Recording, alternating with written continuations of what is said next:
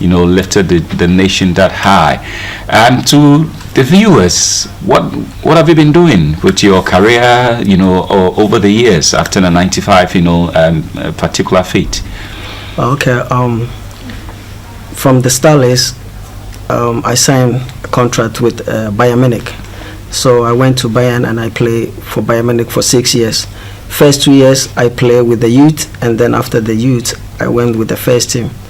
But as we all know, Bayern is a really big team, so I wasn't able to break through the first team. So after the 6 years I decided to move. So I went to Greece, and then I played in Greece a year, and I went to Israel, and I keep moving around, and I end up in US. So I live in California, Los Angeles, and I've been doing coaching. Yeah, I call it private coaching, and I do one-on-one with the players, the kids, and maybe 4 players. That's what I do now, but in future I'm trying to get into coaching. Wow. Yes. Coaching will be quite something, and then for you to impact your knowledge to the younger generation. Let's just zoom in a little bit more into Ecuador 1995, the Black Starlets team that won the competition. Just rewinding and then telling us, it's been about 25, 26 years after after that feat. What do you think worked for that team? It's all about preparation and hard work, discipline. That our group was really extraordinary group, and credit to Coach Ade and Coach Oti. They did really well putting us together. It was a team that we were very disciplined, hard-working team, and we were together. We all believe in God, and we pray from day one. Every night we have to pray together as a team, and after the prayers we ask one Christian to pray and one Muslim to pray. So we were together as a team, and I think that helped us a lot to be able to achieve our dream. Wow, you're talking about prayer, Muslim prayer, Christian prayer, and how were you able to bond? Because if people have different ideas of a God or a supreme being, it definitely sometimes brings some kind of confusion. But in your case, you're saying it really worked for you. How did that happen? I think Coach Ade did well to bring us together as a family, and as a leader also, I did my best to make sure that the team, we will be together and we love each other. Nobody was above anybody. The way we were in camp, nobody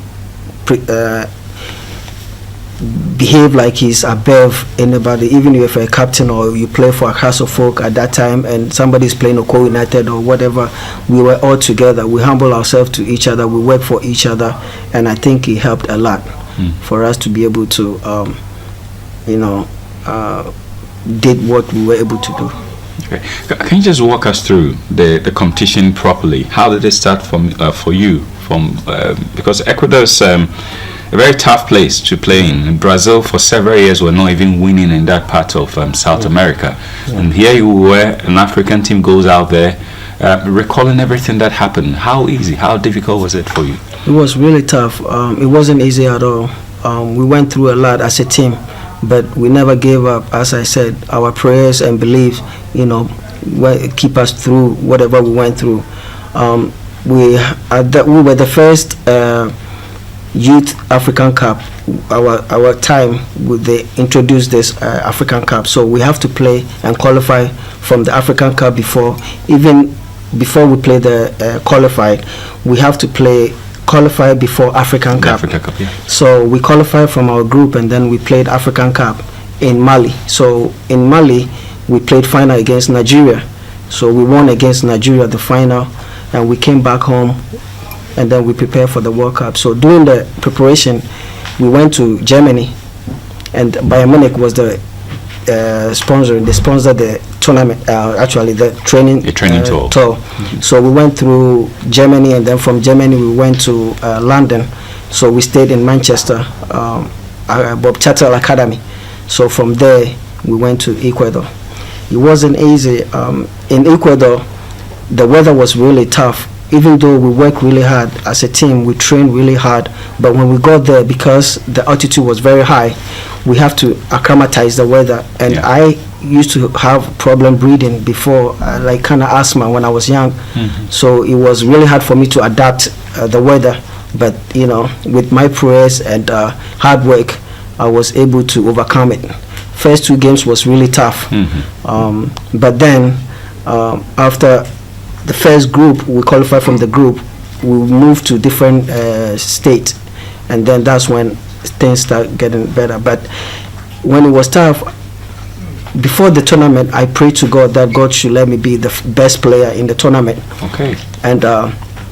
And sometimes when you pray to God and ask something from God, you won't get exactly what you want, but God will put you in a position that it will bless you, or like position that will make a difference, so even though I wasn't able to be the best player, I was third best player.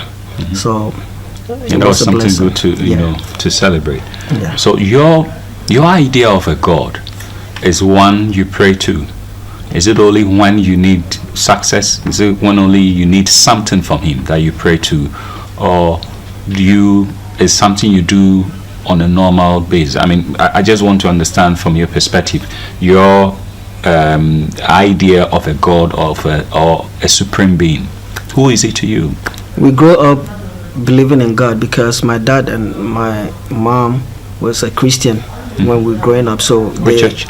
My dad used to go to Methodist, and then my mom Roman. But we used to go to Methodist because my dad was Methodist, so we all go to Methodist. And then my senior brother passed away, and he used to go to New Apostolic. Okay. So the funeral, the New Apostolic took over. They helped us to the burial and everything. So from there, my parents decided we're going to go to New Apostolic. Wow. So we all became New Apostolic. Yeah. That's interesting.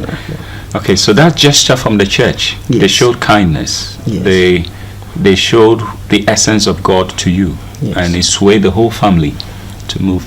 So this is your idea of a God, yes. One who what shows kindness, and is there for you, and shows you mercy. So what if when things don't go right? Is God supposed to be blamed for when things are difficult?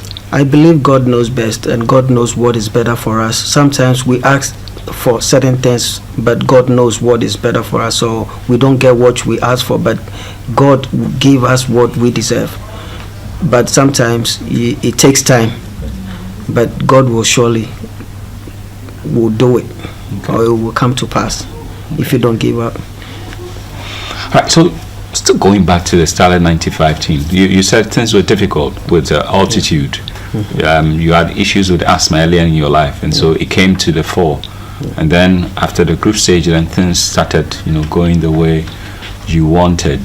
The role of faith in the success of a team, to what extent? Can you just describe it to maybe in percentage terms?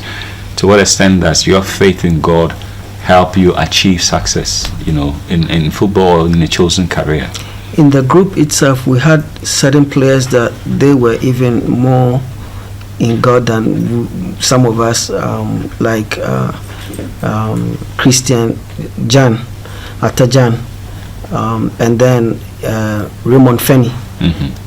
So they help us a lot. Like they preach us, they talk about God, they make being kind, So as a team, we went through a lot. Sometimes some certain games, even during the qualifying, it was really tough. Even the fans and the Ghanaians were telling the coaches to sack all of us and then get new players. But the coaches believes in us that we can make it, and with our prayers, we were able to achieve it. Going through the qualify, like even traveling, sometimes we would get stuck in Ivory Coast. Okay. We stayed in Ivory Coast airport for 3 days. Wow. It was really tough. We were going to training tour in one of the African countries. It was because we were going to Mali. They said we have to go there, Niger, because the weather is almost the same with Mali. That way, the heat, we can get used to the heat. So we went to Niger, but before going to Niger, we have to go through Ivory Coast, and we get stuck in Ivory Coast. It was really tough, but then our prayers and everything, we were able to go through. So the celebration and everything, I mean, there were stories underneath to the success we were watching on, on television and everything. Even in Ecuador, we almost got plane crash. We were going to a different state to play, so when we flew, then all of a sudden, they started telling us that we should tighten our belt and everything, and we have to go back to the airport. We can't continue, so we have to go back to the airport. So we didn't know exactly what was going on, but then when we landed, they told us that one of the engine died, so we were almost engine failure. Yeah, engine failure. So we were almost crashed. So it was really, but I believe that with our prayers and everything, God was on our side. Yeah. God. So. Would I be right in saying maybe God was not on the side of the Brazilians then? Yeah, exactly. That's interesting. Yeah. Does God really care who wins a football match? I believe, when you ask God for something, whoever believes in God and your faith will make you successful. So I think our faith help us to be able to God to help us to win overcome the Brazilians. Mm-hmm. I think the Brazilians didn't believe in God the way we did, so that's why. Your faith was higher. Yes. Okay. Exactly. So in the game itself, I mean, we just watched the highlight before coming on the set. We scored first, we scored second. Brazil was trying to do catch up, and you actually scored the opening goal. Mm-hmm. Can you just walk us through it before the game? How pumped up was the team? How confident were you? I mean, this is Brazil, and they have all the names, they have everything, and people will almost always choose them over a nation like Ghana in a context like that. How psyched up were you going into it? I would say all was about preparation. We prepared really well from day one through the trainings camp towards the tournament. So, and Coach Ade always said that preparation eliminates fear. If you prepare, you don't fear. Whatever comes, you know that you're ready for it. And because of our preparation, we knew that we can stand in Brazil. And with our record also, we didn't lose any match before the final. So our confidence and prayers, even in the dressing room, going to the field, we were praying. We were a very strong group with prayers, so I think the prayers boosted us, our confidence and everything, and we were able to overcome the fear. Mm-hmm. And how did it feel, scoring the goal, the opening goal? It was amazing. Yeah. It was amazing. As a captain and being able to play a major role to win the tournament. It's not just I play part, but then I play a big role. It was great achievement and good feeling, and I felt like I was blessed to be in that position. Still talking about the role of faith. Before the tournament, we heard things about people who were praying for you and things like that. One particular pastor's name came up. He was trying to claim credit for the team. I think somewhere in Winnipeg, around that area, that the team had actually gone to him for prayers before the tournament. And after the tournament, he had not come back to say thank you to him. And there have been stories, about this over the years. Was there any truth in that? Was there any particular time and place you went to see a particular, so-called man of God, to help the team out? Yeah, that was true. But then we already played the African Cup that we won before we went to him. And who was his man again? Yeah, his name is Awudu Issaka. Awudu Issaka. Yeah, and he's around, I think, Swedro somewhere Yeah, at that time. So you remember it was like a bushy area? Yes, kind of like a bushy. It wasn't developed. It's kind of like a bushy area, and it has this church over there. Okay. So the team was driven in a bus to go to this man? To go to him. I think we went twice to him. And whenever we go, he prepare breakfast. We go early in the morning, so when we get there, he will prepare breakfast for us, and it will be tea, bread, and eggs. And then he promised us that we will go and win the World Cup. He said it. But for me, I believe that is our prayers, because we've been praying from day one, and we went to the African Cup. We won the African Cup without him. So why couldn't us win the World Cup without him? But then he came in and he promised us we're going to win. So he claimed that he was the one who helped us to win. But like all this black power or these rituals, they can destroy. So after we came back, he said we didn't come and thank him, so he's going to destroy us or something will happen to us. And most of us got injured, and all is about knee problems. And most of us end our career with the knee problem. Knee problems. Yeah. So that's what happened. But for me, I believe that it's our prayers and our hard work made us win the tournament. It's not him. So it was as if he placed the curse on you players. Exactly. That's what happened. That's what you think. Yeah. And so with the knee injuries, you had one? Yes, I did surgery.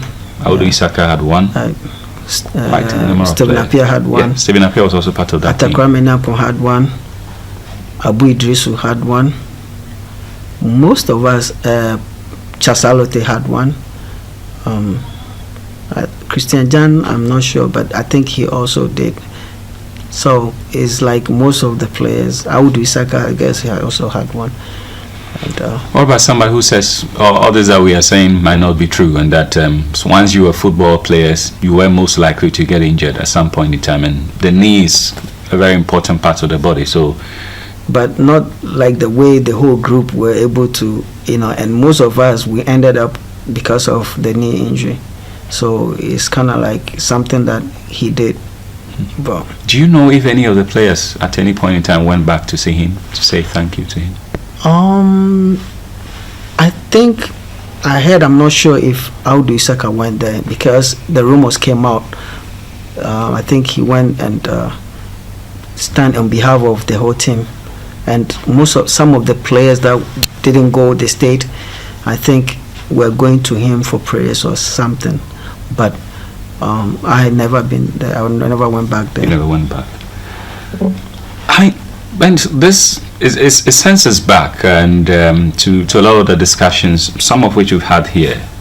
People have come here, Reverend Osekofi, Reverend Boche, I mean a lot of names, and I'm sure viewers will see all those interviews, and they all point to the Wanchendi, the area football games. We were playing the coast football. That is how it started.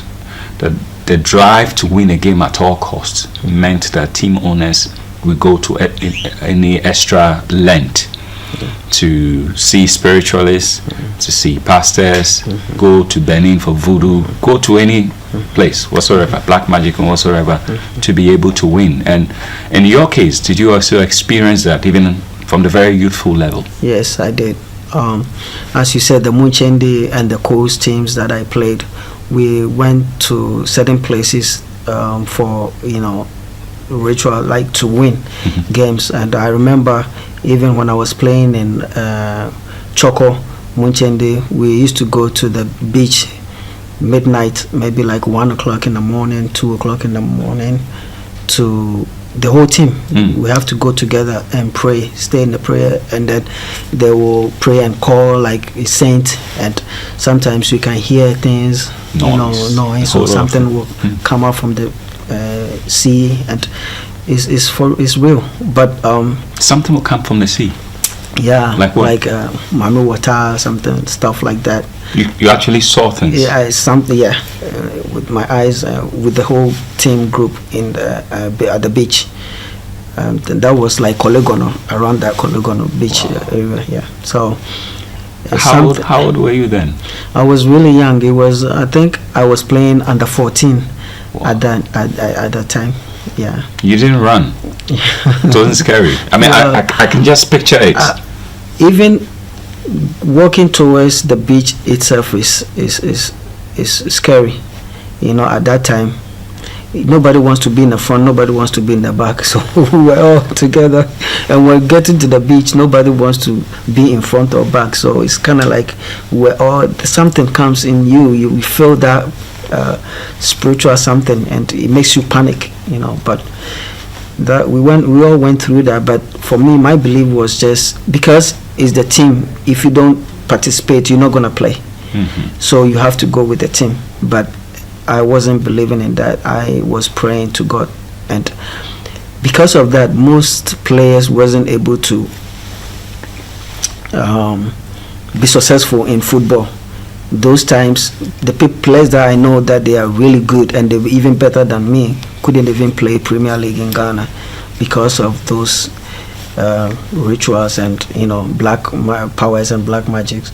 They end up not being able to play any high level to their full potential. Yeah. But you were able to. Yes, because of my belief. I wasn't believing in what they were doing, but even though I was with them, I still prayed to God for forgiveness, and I prayed to God to help me to be able to achieve what I want to achieve. So I think that separates me from. So the key for you, from what you're saying, is that you did not go out personally to go take these powers for your personal growth. No. But as a team, yes. You could not. I mean, if you opposed it, then you'd be dropped. Yes. And so you just go in. Yes. Were your parents aware of these things? No, not at all.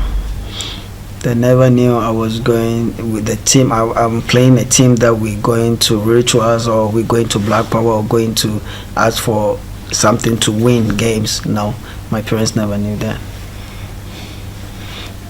I mean, it's the same answer I get from everybody else. And so today, if you had a kid and you certainly have children, will you allow them play in the Coast League? And if you allow them, will you pay a little bit more close attention to the sort of team, the beliefs, and things like that? It's certainly scary if a 14-year-old boy will go to the beach at 12 midnight, and these things will take place. You get to see MAAME WATER at that young age. I mean, all these things, I don't know. What would be your advice generally to guardians, parents of football players? It's really tough because it's part of Ghana football now, from generation. So I personally will advise my kid to believe in God and make sure that he won't get involved in those or believe in that, but pray to God. But because if you want your kid to be able to go higher, then he has to go through that, like play with the Premier League and all that. And if he doesn't play part, then he's not going to be able to succeed. But it's really tough, unless he's lucky to be in a team that the owner or the coaches believe in God. And but we have some teams that they pray. We have pastors that I play teams. Some of the teams that I play, that it's not all the teams that I play that we go to, but we have pastors also that pray for us. Okay. So, right. So, in essence, Bento, you're saying the relationship between sports and faith is that intertwined. Sometimes you can't separate them. It's part of us. Yes. This is our mentality. This is our thinking. And so we'll hardly do anything without consulting a deity, consulting a supreme being. So it's just so close, and you really can't do without the other. Yes, it's true. With my experience, that's how I feel. That's how you felt. Yeah, because I've been praying to God for certain things in my career, and it has come to pass. And I believe that it works together. Mm-hmm. Yeah. You were captain of the team, and that's a great responsibility on the shoulders of a young man under 17, and at that level. First, how did you become the captain of the Starlets? it was a interesting story. I was with the Starlets 93 when they went to Japan, but I wasn't able to make it to the World Cup, so I was dropped. So I came home. So when I came home, Ecuador United qualified from the second division to at that time it was second division, but like this time it will be a first division to Premier. So when they came to Premier, they asked Coach Ade to take over the team. The multi-system man. Yes. So when the Japan and the trade came back, Nia Iwebek was my friend. So I went to visit him, and he was about to go to training Ecuador United. So he asked me to come with him. So then Ecuador United was doing Justify. So I went with him, and then the first training, Coach Ade saw me and he's like, "Oh, you're very good. Keep coming." So I trained for like a week, 2 weeks, and then he asked the team managers and the owners of the team that he likes me, so he wants them to sign me. So they asked me to go to the office, United office, and then we did everything, and I was part of the team. So during that time, they appointed Coach Ade as a Starlets coach. So he told me that he's a coach now, so he will take me back to the national team. So we had a friendly game against Olympics, and that was like preparation for the league. So we played in Accra Sports Stadium, and then he came to me and he's like, if I play well in this game, he's going to give me the captain of the national team. Wow. And got so good, I played really, really well. So after the game, he came to me and he told me that I'll be the captain for the Starlets, and that's how I became the captain of the national team. Your hard work. Yes. I mean, he saw something special. Yes. And gave you that position. That was also the period that we had a lot of players going on the Exodus bandwagon, leaving the country. Mm-hmm. And you also told us that prior to the tournament in Ecuador, Starlets had a pre-tournament camp in Bayern Munich, in Berlin, or in Germany, and then later on at Manchester United. I've actually been. Coach Samade was one of my best friends in football. He was a father to me, and I learned a lot of things from him. And he speaks fondly about those things. But you actually signed the contract even before the tournament in Ecuador. How did that happen? So during the African Cup, Bayern Munich sent somebody to scout players. So we played against Guinea, and after the Guinea, we were in the hotel when Coach Ade asked for me, so to come to his room. So I went to his room, and he told me that there's a man here that Bayern Munich sent him to scout players, and he saw me and he's interested, me and Christian Sauber. So he's going to prepare the documents and everything for us to go to try out when we finish the tournament. So when we came to Ghana, we went for tryout before even the World Cup. So after the tryout, they didn't tell us that we're going to be signed, or they didn't sign us. They signed us back, but then they invited the whole team. They sponsored the Starlets. So when we went to training store, during the training store, we had friendly game against Fenerbahce. Wow. So after, yes, and Fenerbahce was also be preparing for the league in Turkey. So that game I played really well, and Christian Saba also did well. So we went to the hotel, and then the next morning, Coach Ade asked me and Saba to come to his room, and then he said Bayern Munich asking us to come to the office. So we went to the office. They were ready to sign the contract with us. Just like that. So we just went ahead. I think at that time Alhaji Jaula was there. I think Coach Ade, Coach Oti, and I think Nana Batala or somebody was there to sign the contract. Yeah, just like that. So we were blessed to sign the contract even before the work. I see a smile on your face. I wonder what happened to you back then when you were told Bayern Munich wanted to sign you. How was it? How were you feeling at the time? It was my dream and it was my prayers, because I saw Sebastian Barnes, I saw Daniel Weir from Tema. And at that time, they were older than me, but they were my friends. I go to them even when they came back from 91, Starlets 91. when they come back from Germany, I go visit them, I hang out with them. So I had that feeling, I want to be like them, I want to have a contract. So it was my prayers and dream. So when I heard that, it was like, oh God, thank you, my dream comes true. And it was a blessing. Had anybody told you prior that this was going to happen to you? No, but me myself with my prayers, I had that feeling. Like whenever I go close to Daniel Addo or Barnes, I feel like, I will be like them. I will get that contract.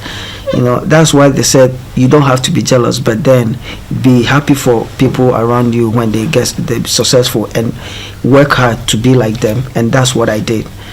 When Sebastian Barnes signed contract, Daniel Addo signed contract, I started working hard. I go to road early in the morning.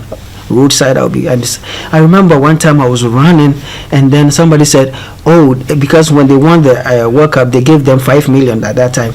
And somebody said, oh, the 5 million is finished, that's it, no one is going to be able. But God so good, we won the World Cup and they gave us 10 million.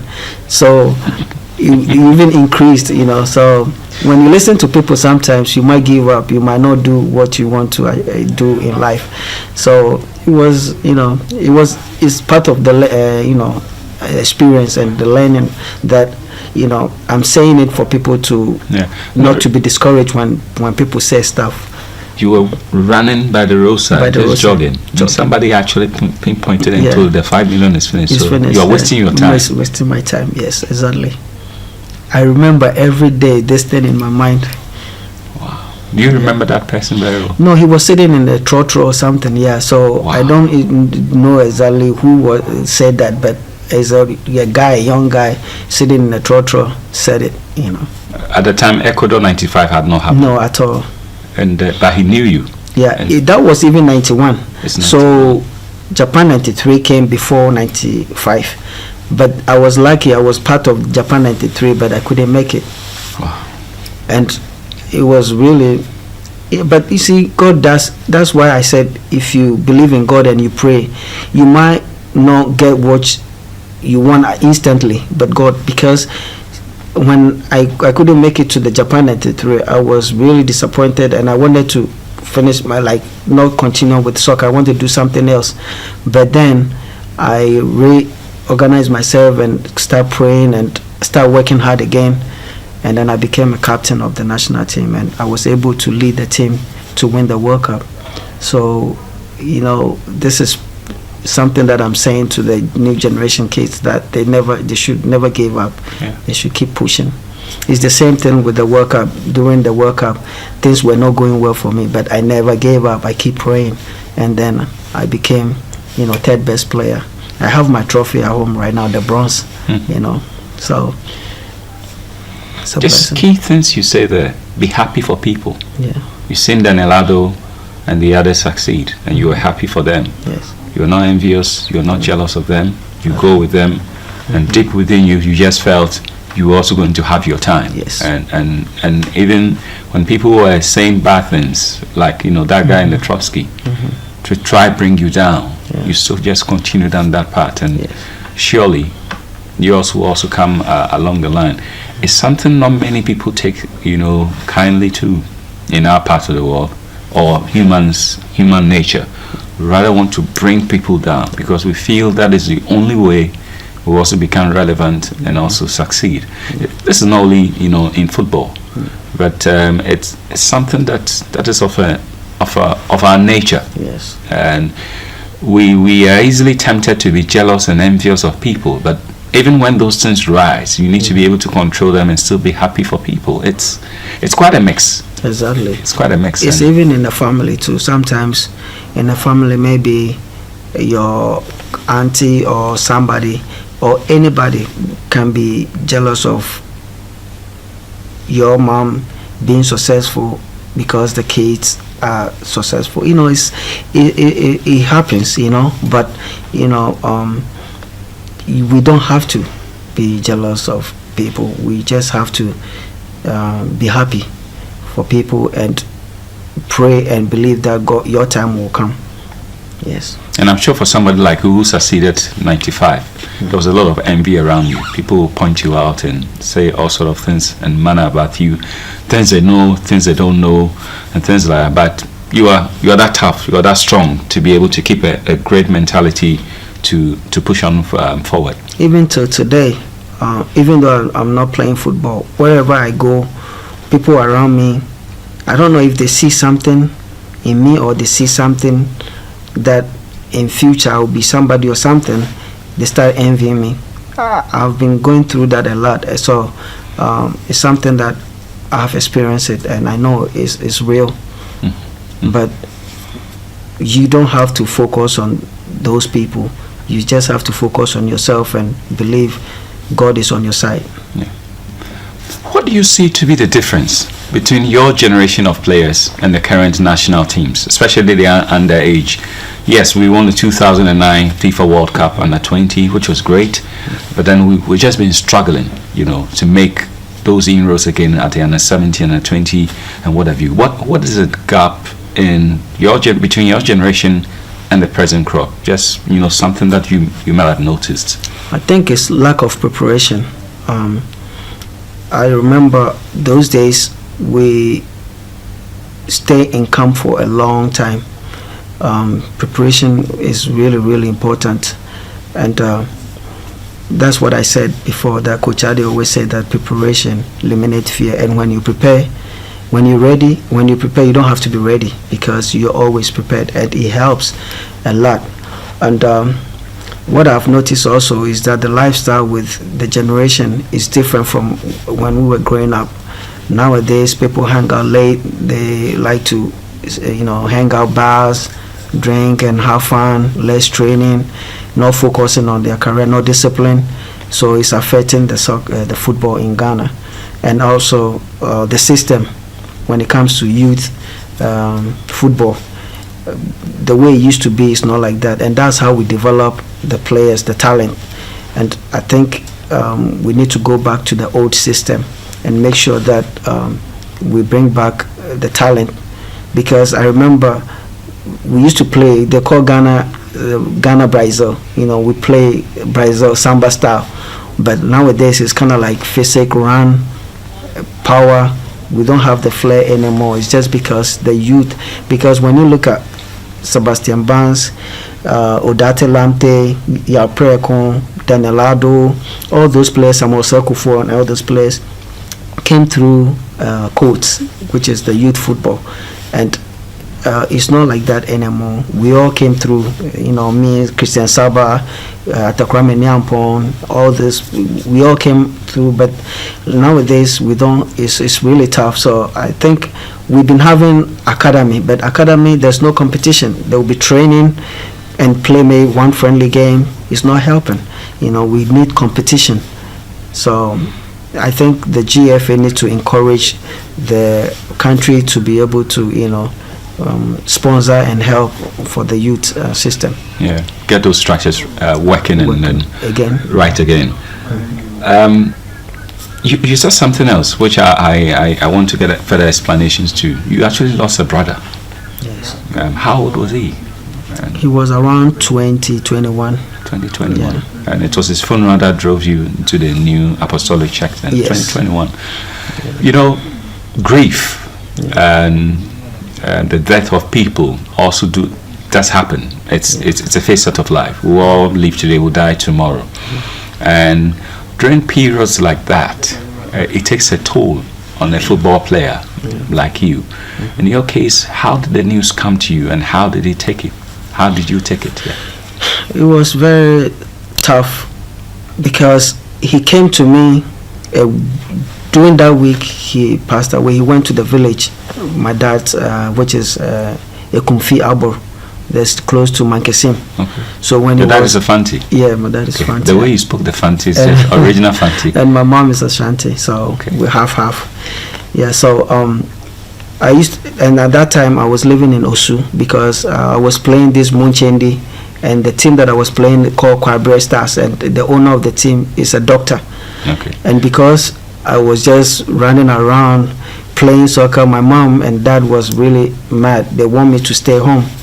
and my dad was a seaman, so my dad normally goes like 3 months and come, and by the time he gets home, my mom will be like, Emmanuel is gone for like 3 months and he's not home. So then they will be looking for me the whole Accra. So the doctor decided to talk to my mom and dad that he wants me to stay with him. So when I was with the doctor, when my brother came through, because he was going to Tema, so then he came through and then he dropped me some cassava stuff from the village, and then he went. So I was there when the doctor said, oh, your mom and dad was asking for you, so let's go to Tema. Not knowing my brother is already passed away, and they are, about to do 1 week this thing. So when I got there, I saw this funeral, tent and everything, people wearing black.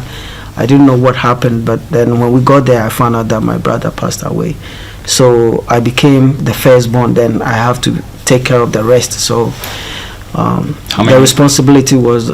how many children at the time?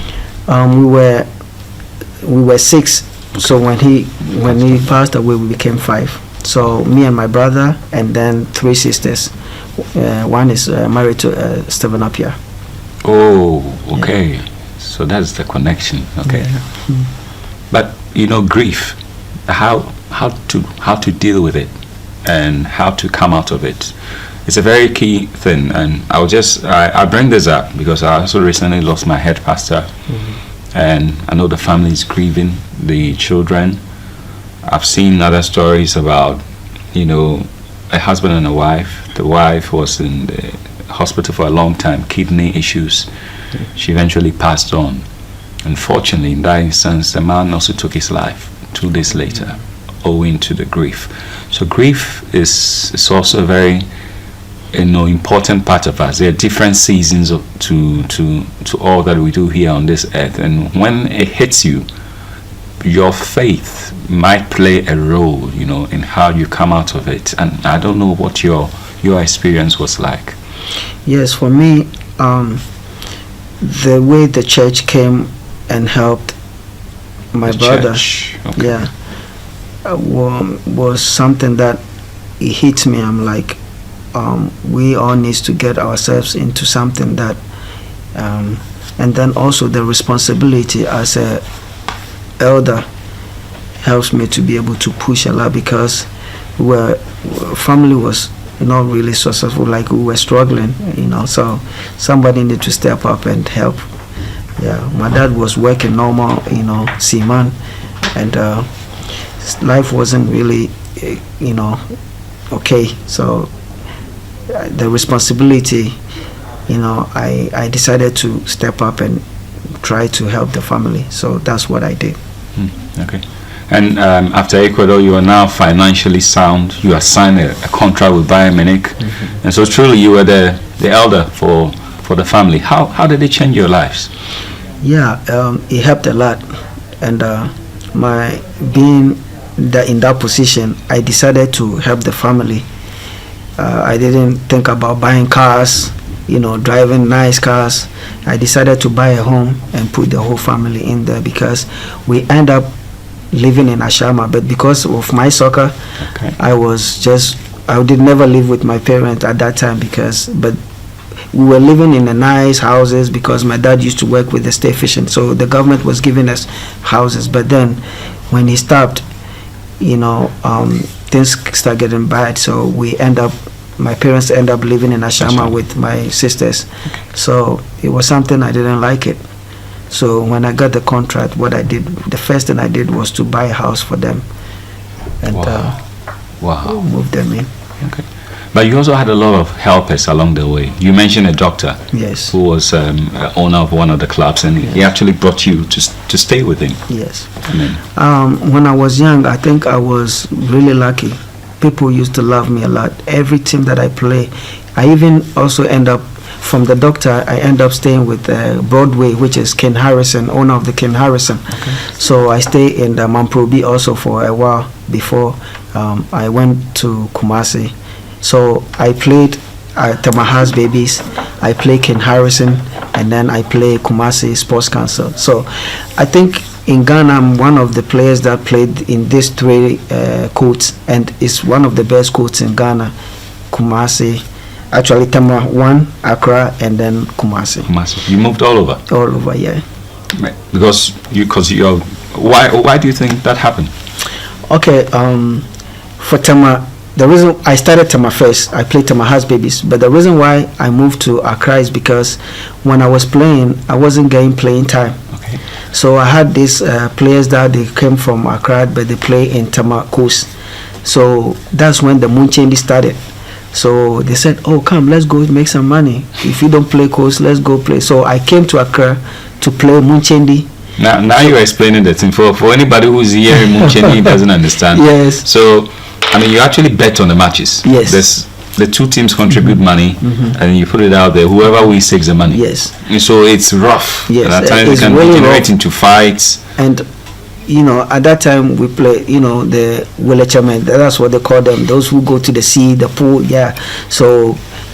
Choco, Kolegono, all those places. That's where we play our matches. Tala, and it's really tough. And those people, because they go to the sea, they do rituals. They do the black this thing. So okay. There's something involved. They also do doing the spiritual side of things. Yeah. So every league that we play is very competitive, and everybody wants to win. So they start taking us to the beach, doing some rituals. They have to shower us with some herbs, and putting some laughing tests and all that stuff. Sometimes they will put hanky with a talisman on your hand or your waist, stuff like that. Sometimes we step in the egg, they bounce it on the floor. We have to step on it before we go to the field and all that. So things that we went through, thank God that it didn't bring us some curse on us, but then God delivered us from all those stuff. Yeah. There's always a point in a person's career where you begin to be conscious of the things you've done. Like today you talk about all these things and you're able to say it didn't help us in any way. But the consciousness to literally pull away and be dedicated to your God. I don't know if you ever had such a crisis at a point in your career where you just decided, look, all these things we've done in the past, it's not really helped us. Let me just take a different path. Not really. I always focus on the good side, even though sometimes things get tough. Sometimes I try stuff and I don't get it instantly. I have to struggle. Maybe I have to try 1 or 2 or 3 times before getting it. But I always stay focused. I always believe in God, and I know God will do it. And at the end, God does it. Throughout my career and my life experience, that's what it's been. So that's what I always say, that sometimes, most of the time, I don't get things right away. Yeah. But then it still comes to pass. Yeah. Still talking about the issue of sports and faith, or football and faith. What was the experience like in Europe compared to King Harrison or the Colts, the Munchendi, and do they also have some level of faith attached to their game? Let's say at Bayern Munich. Not really. I think it's just the training and the mentality. And individually, I think some of the players believe in certain things, because I know one player that he used to be my friend. He's from Czech Republic. His name is David Yaulem, and he used to be my best friend. We stay in the same youth house together, and he does stuff that it tells you that he believes in something. Even if you wear his shoes or clothes, uniform before game, he recites some words. He will be doing his hands like this before he wears them. So individually, I think there's certain players that they have certain things that they do or they believe in, but in the team itself, they never, bring certain things, or pastor or going somewhere to do, black magic or rituals or something. Now. And so, if you were to do that there, how do you think they would have responded? They would be surprised, and they would be looking at you strange, because maybe smelling something like incense, or maybe like laughing at something that they feel like, they will be really surprised, and they will be asking you questions, They're very nosy. They ask questions when they see something, strange. But they do know that Africans, South Americans do indulge in black magic and other juju and yeah, they've heard it, and they know. Some of them know. Mm-hmm. Yeah. And what do they think about it? Sometimes they see, even on TV, social media, like African, like the way back home in like villages, the way they paint their face, wearing stuff, like comfort. That's what we call it here. They see those stuff. We have these African countries that they dress and they act like they're chanting and all that. So they know. And they know about black magic, but they don't believe in that, they don't. Yeah. What about places like Greece, where you played? Yeah. And you actually you played in the Holy Land, Israel. Yes, I did. Can you just tell us something about that? Maybe some observations you had. Okay, Greece, they have this spiritual. Greece, the players, they pray a lot, and they go to church. Most of the players I experience with, and. But in Israel, the land itself is something else. Is a blessing. But the players, we have the Jewish that they pray, they do their own Judaism. Things. Yeah. But we have the foreigners that we have Brazilians from Ghana, and other players from different teams. They also believe in whatever they believe, but most of them that I know, the Jewish, they do, Christians, and they do whatever. Yeah. Mm-hmm. So. What about Vietnam? Oh, Vietnam is crazy. Vietnam, the experience is different because the whole season we have to be in camp, like we're in the clubhouse, and we'll be staying in the clubhouse, training back to the clubhouse, and we'll be eating together, everything together. So it was kind of like very tough. Very tough. We train also really hard, and the food is different, So it was a different experience. Yeah. Mostly Buddhists, and they're into Far East religion. Yeah. But they don't bring that into camp or in the dressing room or anything. Okay. They do it separately, so you don't see it. Yeah. But you can tell that they don't believe in the Christians. There are few of them, people, but they don't. You can see. Yeah. Okay. And then lastly, you did play in a team called Hollywood Hitmen. Hollywood United. That's in the U.S. Yeah. Yeah. So I mean, you've been all over. You've been all over the world and experienced quite a number of things. And in the major league or in Hollywood, what was your experience like at that time? I think you were at the twilight of your career. Yes. And I mean, can you just tell us more about it? Yeah, U.S. football is developing, and you know how U.S. is. When they try to be in something, they end up becoming one of the best. So it's something that they develop, and they're trying to get better, and they're putting money inside. They try to bring old players that they are about to retire, like world-known players, So to develop the league, to draw attention to the league. And they're very hard working. The football style of the football over there is more physical, more running, more discipline. So and they're trying to, it used to be college, or the system used to be they draft players from college, and the college is kind of like more like physical running and all that. So they decided to bring players from outside college also, which is like a street football, samba, so that they can get the skill and everything. So it's combination of, and very soon the U.S.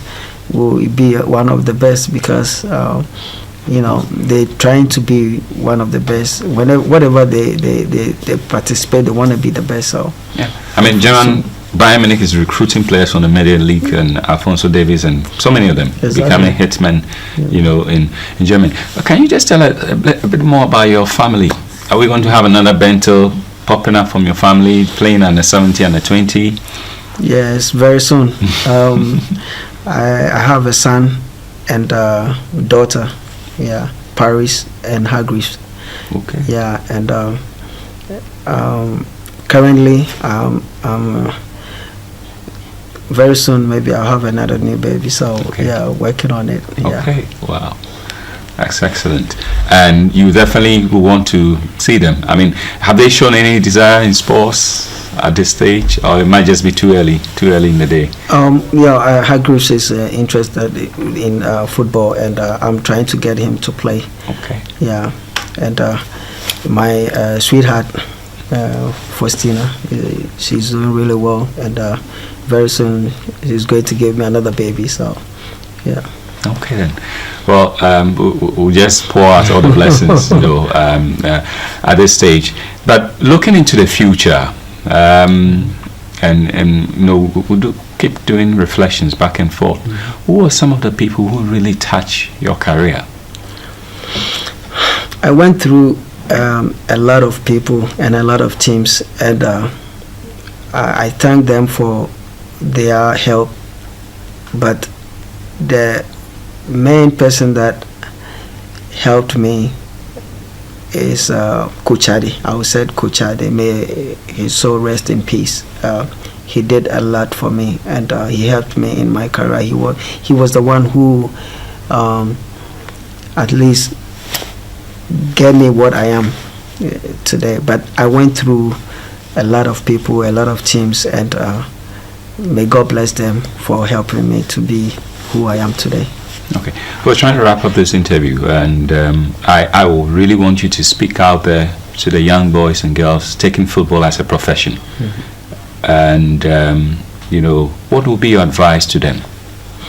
My advice is staying focused first, being disciplined, work hard. Talent is not enough. Right now, sports, you have to work hard.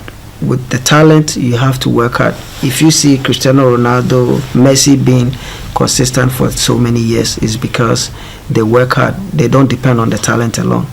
So we need to go back to how we used to behave, sleeping early, eating on time, more training really frequently every day, maybe 2-3 times a day if it's possible, and stay disciplined, and your time will come. Okay, God be with you too. Well, thank you so much, and I've learned so much from you. I'm sure the viewers have also picked up a lot of things, and thank you for your sacrifice, for the time you've dedicated to this program, to drive all the way from Teman just to be part of this, and so people can hear your story, be inspired, and pick up lessons. And I'm just so grateful to your humble self for making this time to come through. Emmanuel Bentil, Ecuador, Starlet 1995. Thank you again. I'm most grateful. Thank you for having me. All right then. So that's how we wrap up this edition of Heart and Soul. And I sign off by saying life is a test, it's a trust, and it's very temporal. We live today, we die tomorrow. So while you have your dreams, seek